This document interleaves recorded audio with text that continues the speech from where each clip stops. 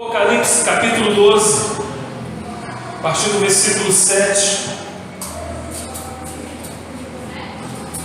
Capítulo 12, versículo 7.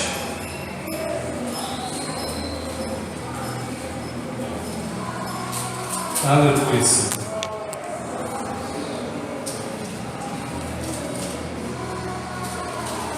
Glória a Deus. Diz assim: e houve batalha no céu. Miguel e seus anjos batalhavam contra o dragão, e batalhavam o dragão e os seus anjos, mas não prevaleceram, nem mais o seu lugar se achou nos céus. E foi precipitado o grande dragão, a antiga serpente, chamado Diabo e Satanás, que engana todo mundo. E ele foi precipitado na terra, e os seus anjos foram lançados com ele. E ouvi uma grande voz do céu que dizia: agora é chegada a salvação, e a força, e o reino do nosso Deus, e o poder do seu Cristo, porque já o acusador de nossos irmãos é derrubado, o qual diante do nosso Deus os acusava de dia e de noite. E eles o venceram pelo sangue do Cordeiro e pela palavra do seu testemunho, e não amaram as suas vidas até a morte. Por isso, alegrai-vos, ó céus, e vós que neles habitais. Ai dos que habitam na terra e no mar, porque o diabo desceu a vós e tem grande ira, sabendo que já tem pouco tempo. Até aí, tá bom? Amém. Pouco, podemos assentar. Glória a Deus. Nós vemos aqui já, como sempre, vamos tentar ser breve, com o propósito de transmitir a palavra do Senhor de uma maneira muito clara, objetiva, de uma batalha que houve aqui. O apóstolo tem uma visão de uma batalha de um anjo do Senhor, um guerreiro de Deus, pelejando contra um dragão. Essa imagem do nosso inimigo espiritual contra o dragão. Pelejar o dragão e os seus anjos, uma guerra no céu, batalha espiritual. E o livro de Daniel é muito rico nessas imagens, de até o próprio profeta Daniel, que vai orando, vai buscando o Senhor, vai jejuando, pedindo esclarecimento, discernimento.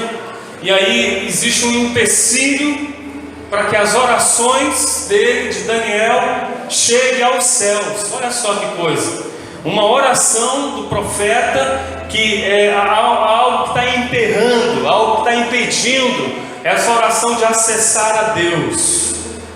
De alguma maneira está havendo um problema por causa daquela potestade, daquele principado daquela região. Vem o anjo do Senhor e diz: Daniel, eu vim aqui para te ajudar. Eu vim aqui para estar do seu lado, porque eu estava guerreando contra aquele que estava impedindo das orações chegarem aos ouvidos do Senhor. E aí Daniel tem vitória a partir dessa intervenção do anjo do Senhor.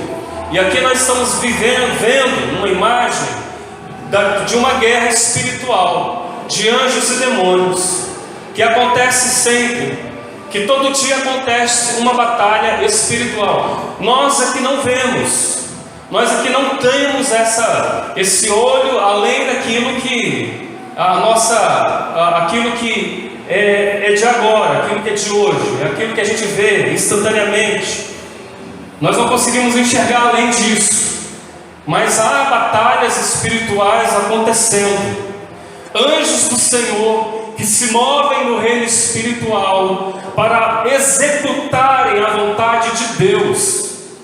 Em pleno século 21, os mais racionalistas, os filósofos vão olhar para a gente e dizer: estão maluco, estão todo mundo doido acreditando nesse negócio de anjo. Pois é, nós ficamos com a nossa maluquice, não tem problema, mas nós cremos na transcendentalidade, e que ainda no século 21 Deus envia os seus anjos para executarem o propósito dele e o propósito de Deus na vida dos seus filhos. Aqui está escrito: houve uma batalha, todavia não prevaleceram, todavia não prevaleceram, não tiveram êxito, não tiveram vitória, eles não lograram êxito sobre o exército do Senhor. E assim nós estamos vivendo uma batalha espiritual. Todo dia é uma batalha espiritual. Lembra que Jesus disse na oração do Pai Nosso: basta a cada dia o seu mal. A gente poderia olhar para Jesus e dizer: Jesus não é um Messias pessimista. Por que não disse basta cada dia o teu bem, basta cada dia as tuas bênçãos? Não, Jesus não queria enganar ninguém. Ele sabe que debaixo do céu, e depois de Gênesis 3, que houve a queda espiritual da humanidade, porque a queda de Adão estava incluído eu e você, todos nós. A despeito disso, Jesus olha para a circunstância, para a vida, não engana ninguém, e ele diz: basta a cada dia o seu próprio mal. Mas é um mal que não necessariamente eu tenha que me conformar com ele, que eu tenha que ser vítima desse mal. Pelo contrário, eu tenho que me saber posicionar-me diante do mal de cada dia. Que o mal de cada dia existe, mas também de todo dia existe a proteção de Deus, existe as bênçãos de Deus, existe a segurança de estarmos firmes nos braços do nosso Pai. Basta cada dia o seu mal, ok, mas ao mesmo tempo ele que diz: olha, livrai da tentação, né? Que o Senhor possa livrá-los de cair na tentação. É um mal que existe, mas eu posso ser livrado desse mal, dessa tentação. Porque aqui o exército de Deus prevaleceu. O exército do Senhor teve vitória. Isso aqui é apenas uma maneira de Deus nos dizer que se nos céus os anjos do Senhor, que não possuem o Espírito Santo, os anjos do Senhor, que não são alvo da graça de Deus, nós é que somos, nós é que temos o Espírito Santo. Se eles obtiveram vitória e prevaleceram contra as potestades espirituais do mal, a igreja do Senhor, eu e você também triunfaremos no nome de Jesus. Triunfaremos. E nada mais pertinente do que hoje eu e você sabermos da nossa posição espiritual, da nossa identidade espiritual. Ontem mesmo o Marcos, meu filho, havia perguntado para mim: pai, se você fosse ministrar uma palavra para jovens, um congresso de jovens, alguma coisa assim, que tema você abordaria? Eu confesso que eu não soube dar uma resposta rápida, pronta, porque ele viu tanta coisa, tanto tema, tanta pertinência, que ficou difícil escolher um tema só. Mas aí eu soltei provavelmente identidade cristã.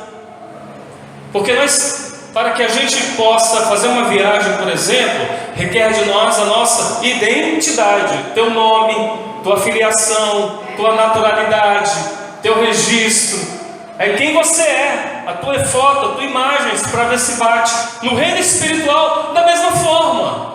Eu tenho a minha identidade no reino espiritual. E quando Satanás, o diabo e seus anjos vêm e falam: opa, esse é filho de Deus, essa é filha de Deus, vamos ter cuidado com eles. Porque nós temos uma filiação, filho de Deus.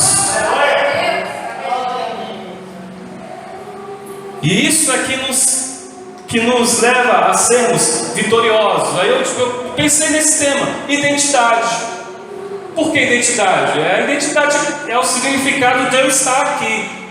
Por que eu estou aqui hoje? Por que você está aqui hoje? Qual o significado de você vir para cá e fazer o que você faz? A tua identidade de filho de Deus. O que te move de fato para vir para cá? E muito mais que isso, a nossa identidade nos revela quem nós somos para o outro. Então, a identidade do Filho de Deus, o que se revela enquanto identidade enquanto filho de Deus, o que se revela da minha pessoa para o próximo? Isto é, a minha identidade enquanto cristão faz a diferença para a vida de alguém? A minha presença enquanto cristão, filho de Deus, ela é significativa para alguém? Da mesma maneira como você se forma para qualquer área profissional, você obtém o conhecimento teórico e prático, você fica diferenciado, ele te abençoa, por assim dizer, mas você pratica aquilo para o outro. Ninguém se torna motorista de ônibus para dirigir um ônibus vazio, é sempre para alguém. Ninguém se forma médico para medicar a si próprio, é sempre para fazer cirurgia em alguém que está deitado ali. Então sempre é para o outro, eu me formo para o outro. E no reino espiritual, da mesma forma, da mesma maneira, a minha presença, o meu exercício, identidade cristã, ela influencia alguém? Ela abençoa a vida do outro? Então eu fiquei pensando nesse tema, a identidade. Vai que a gente vem para cá porque é legal, porque é gostoso, porque o ambiente é tranquilo, porque temos uma música bacana. Se essa for a nossa razão, eu acho que nós estamos perdendo uma outra chance da gente experimentar uma experiência com Deus mais profunda. Porque não é só porque o louvor é bom, porque existe muitos músicos na igreja, porque existe uma igreja que tem aparatos tecnológicos atrativos. Não é isso que tem que nos atrair para a igreja. Tem que ser a nossa filiação, tem que ser o chamado, a vocação. É isso que nos move. E aqui eles prevaleceram. Nem mais se achou no céu o lugar deles. O versículo 9 diz que e foi expulso o grande dragão, a antiga serpente, chama diabo e Satanás, sedutor de todo mundo. Ele foi atirado para a terra com os seus anjos. Mas ele foi expulso, esse inimigo, essa serpente, diabo e Satanás. Nada mais do que cada dia que se passa é uma contagem regressiva. O nosso inimigo espiritual sabe disso, conhece isso. Cada dia que se passa é um dia a menos para ele. Os últimos dias é uma maneira da gente compreender a vida. Quando Jesus estava com seus discípulos ali, e ele começa a ascender aos céus, os discípulos estavam vendo, eram testemunhas oculares da ascensão de Jesus aos céus. Quando Jesus sobe para os céus e desaparece, dizendo que iria voltar outra vez, é a partir daquele instante que a terra entra num processo de contagem regressiva. Desde que Jesus subiu aos céus, nós estamos numa contagem regressiva. E o diabo, a serpente, Satanás, esse dragão, ele sabe disso. Por alguma razão, talvez a gente, mesmo que o teólogo mais experiente, o teólogo mais conhecedor das Escrituras, por mais que ele não compreenda, eu acho que não tem como compreender, mas existe essa questão inexplicável de um ódio, que a explicação mais óbvia é que Deus não amou esses anjos caídos, aquele que veio a se tornar o diabo, o Lúcifer, como a gente conhece, mas amou ao homem, por isso ele odeia o homem, é a explicação mais óbvia. Mas o fato é que ele veio para a terra e o seu intento, sabendo dessa contagem regressiva, é a destruição de homens e mulheres criados à imagem de Deus. E o livro de Isaías e Ezequiel fala que esse inimigo espiritual, ele queria ser igual a Deus. Ele não se contentou a ser criatura. Ele não se contentou em oferecer adoração ao Criador, ao Senhor. Mas ele queria adoração. Ele queria prestação de culto para ele. E Jesus nós vemos isso lá no deserto. Tudo te darei se prostrado me adorares. E Jesus dá aquela resposta: olha, retira-te daqui, porque é só o Senhor Deus que é que importa que seja adorado. Amém. Louvado seja o nome do Senhor.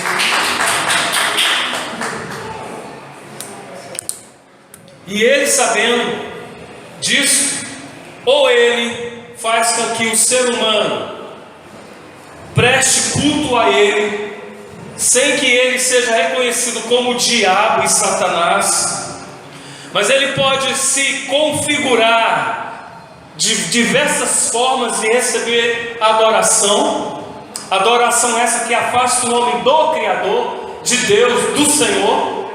Então ele não precisa nem vir com essa imagem que nós temos dele, com aquele chifre, né? Aquela imagem dele, tridente. Ele não precisa. Ele pode fazer com que o homem adore outras coisas que não seja o Criador, conquanto essa adoração o afaste de Deus. Porque ele tem grande ira e quer destruir homens e mulheres criados à imagem de Deus. Por isso o diabo não brinca de ser diabo. Agora deixa eu te dizer uma coisa: diabo, Satanás, espírito das trevas, nós o vencemos pelo poder que há no nome de Jesus. Amém? Pelo poder que há no nome de Jesus. Conquanto não seja esse o tema que eu vou abordar hoje, o diabo, que é um inimigo externo, ele é mais fácil de se vencer do que o diabo interno, que é esse que está dentro da gente. Porque o diabo interno sai em nome de Jesus. Agora o diabo interno a gente trata ela com transformação do caráter, com trabalho, com arrependimento, com renovação da mente. Então esse é um trabalho mais profundo, que tantas vezes a gente não quer, porque a gente não quer de fato mudanças na vida. Mas como eu disse, esse não é o nosso tema aqui. Então ele desceu, o grande voz, enfim, ele foi atirado para a terra com ele e seus anjos. Então ouvi grande voz do céu proclamando, uma proclamação: o diabo veio, desceu com seus anjos. Acabou então o planeta Terra. Não tem mais saída, não tem mais escape. Mas uma voz angelical proclama: agora veio. Agora veio, irmão. Satanás desceu. Mas existe um, agora veio. E veio o quê? Veio a salvação, o poder, o reino, a autoridade. Amém? Repita comigo: salvação, poder, reino, autoridade. Aleluia. Dá para a gente passar a noite toda falando sobre isso. Primeiro veio o que? Salvação. Salvação é você estar a figura humana compreensível. É você estar caindo num buraco, você está despencando. Alguém de repente que você não conhece vem, pega você pelo braço e te puxa e salva você. Isso é a salvação de Deus. Veio Deus Todo-Poderoso que viu você cativo, oprimido, escravo de Satanás, escravo do diabo. E Deus vem assim e te salva, mediante a Jesus Cristo, o seu Filho. Salvação é um fato consumado. Eu sou salvo, você é salvo. Não é mais pelas obras. As obras, elas são necessárias, mas não mais para a salvação.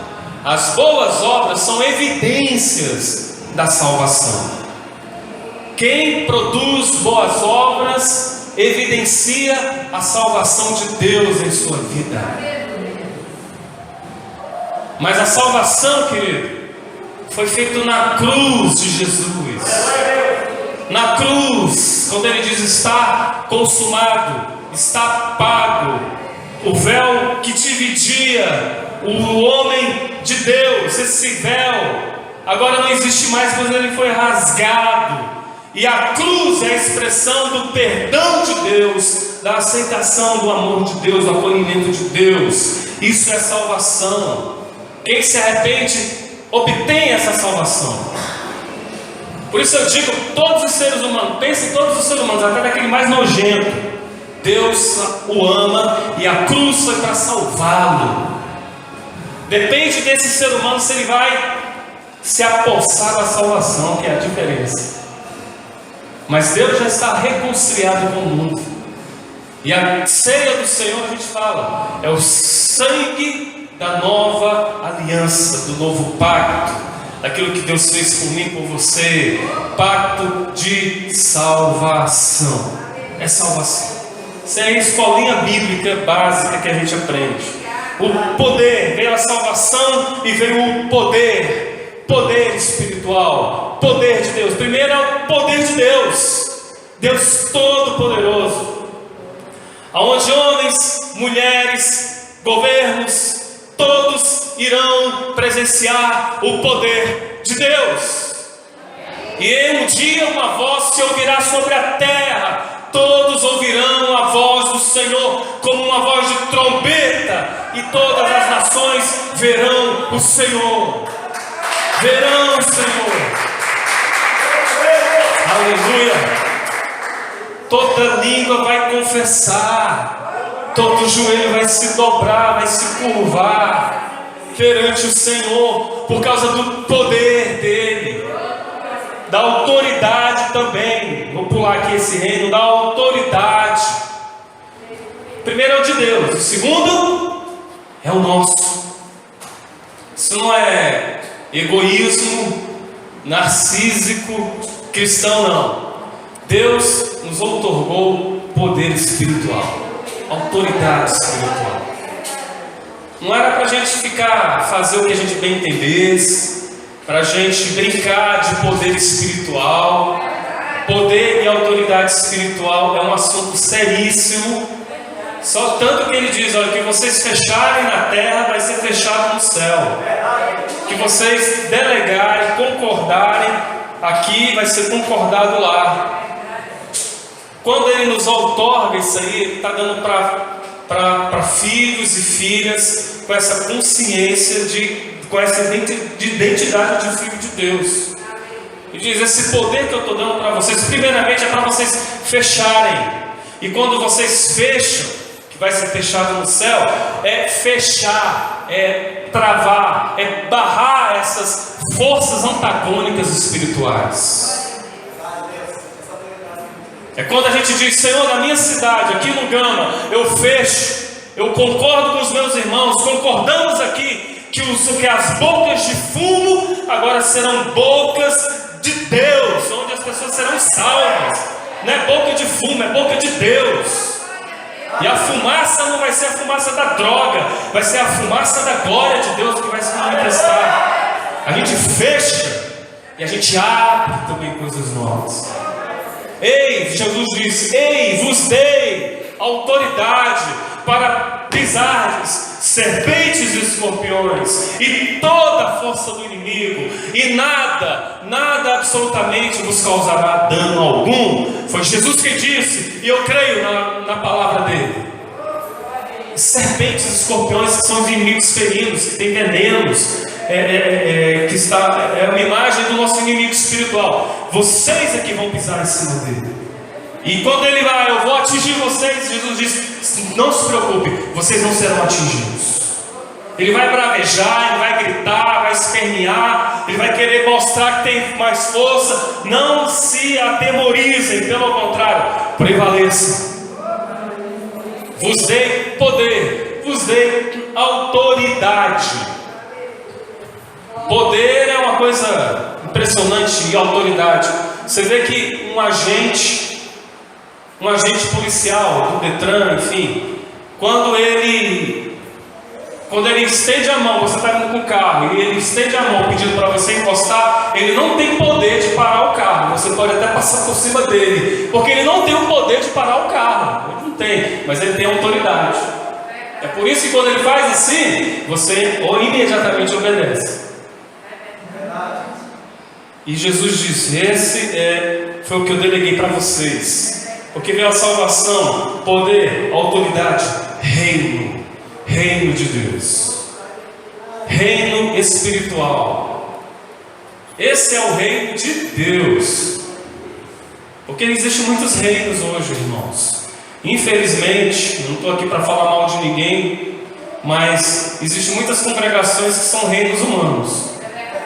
Reinos que quem é beneficiado é o Papa daquele lugar. Então são reinos humanos, mas aqui nós estamos falando de outro tipo de reino, que é espiritual.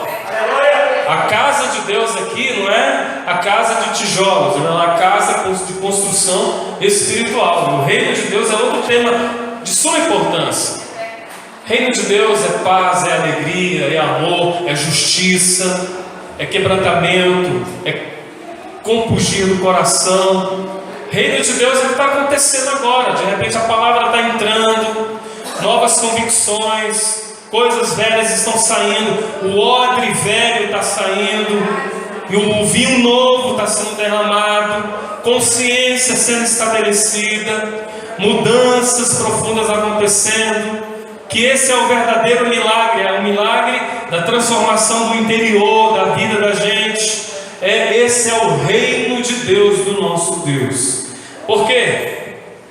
Pois foi expulso o acusador de nossos irmãos. A intenção dele é nos acusar. Acusava de dia, de noite, diante do nosso Deus. Em outras palavras, bem comum, está aí um camarada que gosta de falar mal de uma outra pessoa. É Satanás. Ele fala mal de mim e fala mal de você. Aquela pessoa chata que vive falando nas suas costas, nas suas custas, nas suas costas. Talvez você já passou por isso. Sabe como é ruim aquela pessoa ali, está ali tramando, e você sabe, aqui é o nosso inimigo espiritual.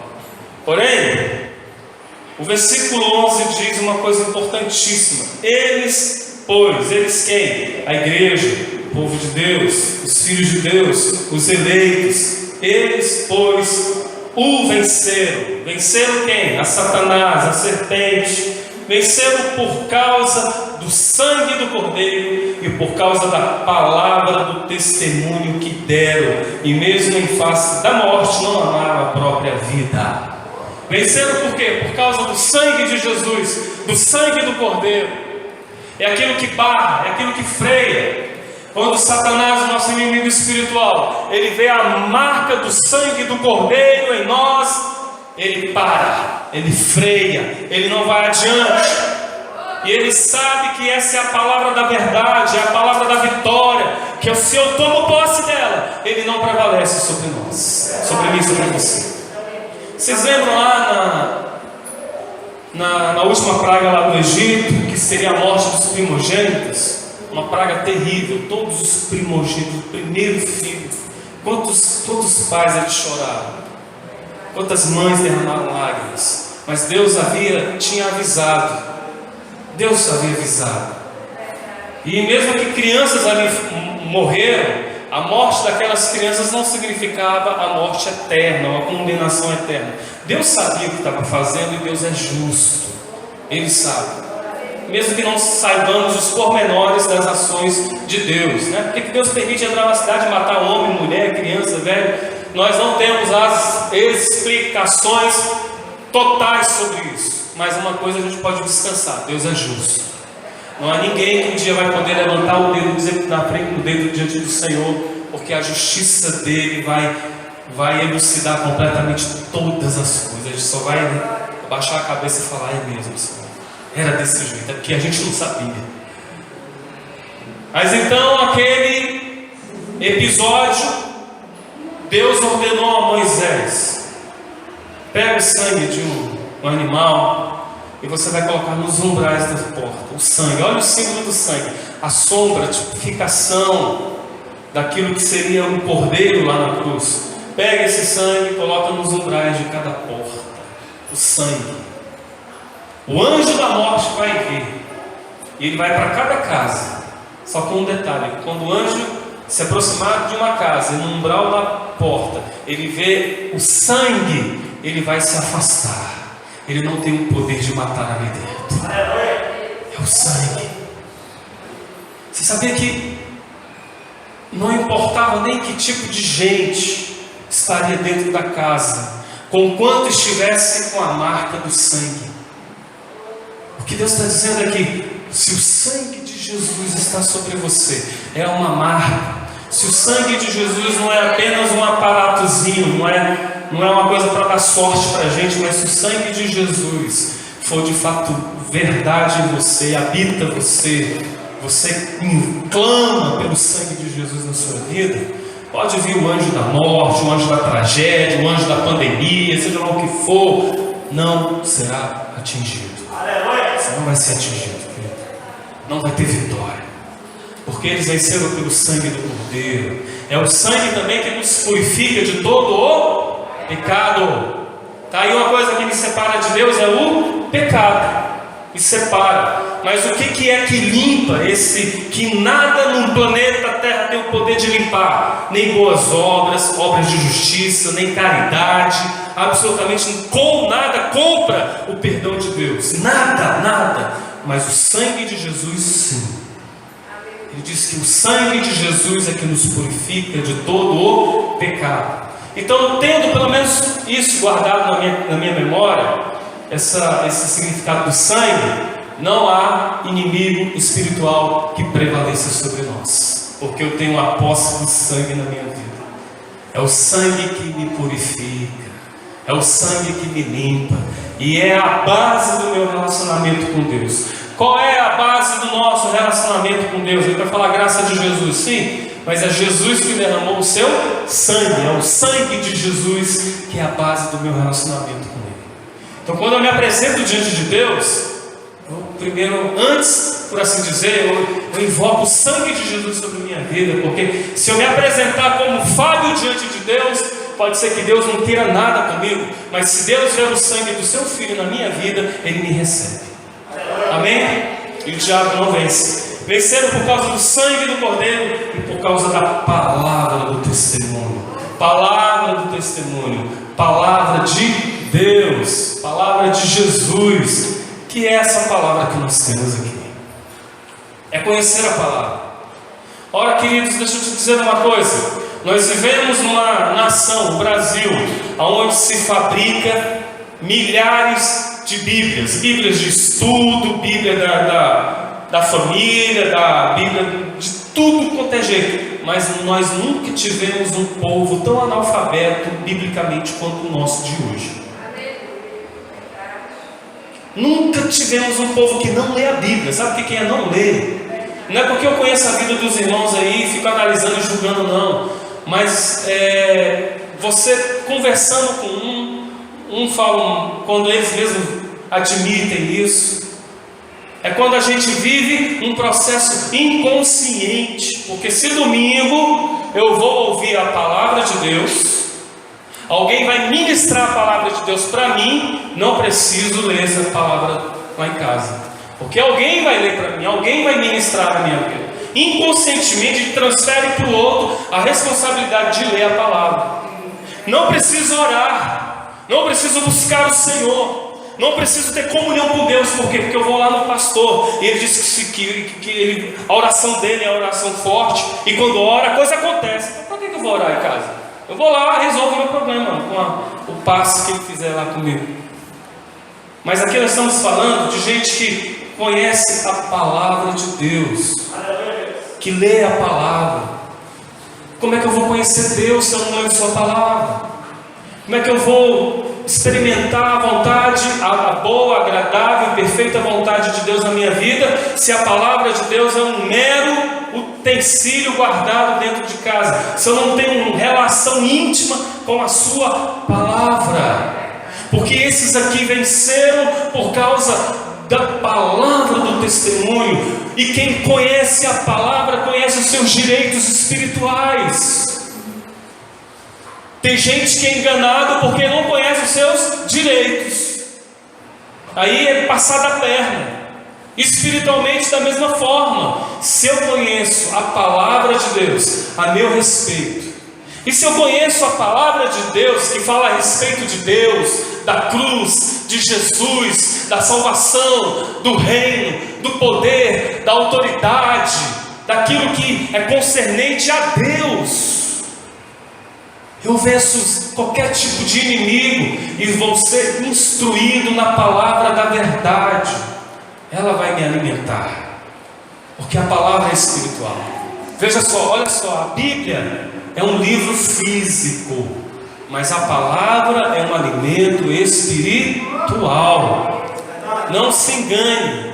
Estou raquítico, espiritualmente falando. Está lendo a palavra? Não. Então é isso, é porque você está precisando se alimentar da palavra. Existe uma anemia espiritual aí. Se eu me alimento da palavra, se eu conheço a palavra, e minha sugestão é: comece pelos evangelhos. Comece por Mateus, Marcos, Lucas, João. A gente é povo do Novo Testamento, não é desprezando o Velho não. O Velho tem muita coisa boa, mas eu estou falando, nós somos povos do Novo Testamento. E muita gente que é do Novo Testamento vive as coisas do Velho por desconhecer os seus direitos no Novo. Então eu conheço a palavra, vivo a palavra, e a palavra me faz ficar firme mesmo em face da morte, porque eles tinham a palavra do testemunho. Aí o versículo 12 finaliza: por isso festejai, ó céus, e vós os que nele habitais. Primeiro, alegria no céu. Vocês habitantes, alegrai-vos. Haja alegria. Ao mesmo tempo, existe uma outra palavra, que é: ai da terra e do mar, o diabo desceu até vós, cheio de grande cólera, ira, sabendo que pouco tempo lhe resta. Alegria no céu, ira na terra, cólera. E quem está na terra aqui somos nós. No reino espiritual são os anjos. Ele está dizendo: olha, é vocês aí que tem que segurar a barra, é vocês aí que tem que se apropriar disso. Do contrário, nós não vamos vencer, nós vamos sucumbir, nós vamos enfraquecer. Gente, somente a graça do Senhor para nos permanecer, nos colocar firmes, nos fazer permanecer na fé, porque tudo conspira com essa cólera do inimigo, as sutilezas, as armadilhas, as arapucas. Aquilo que está acontecendo precisa de discernimento espiritual. E aquele que perseverar até o fim, esse será salvo. Vamos perseverar, queridos? Amém? Então vamos aplaudir o Senhor por essa palavra.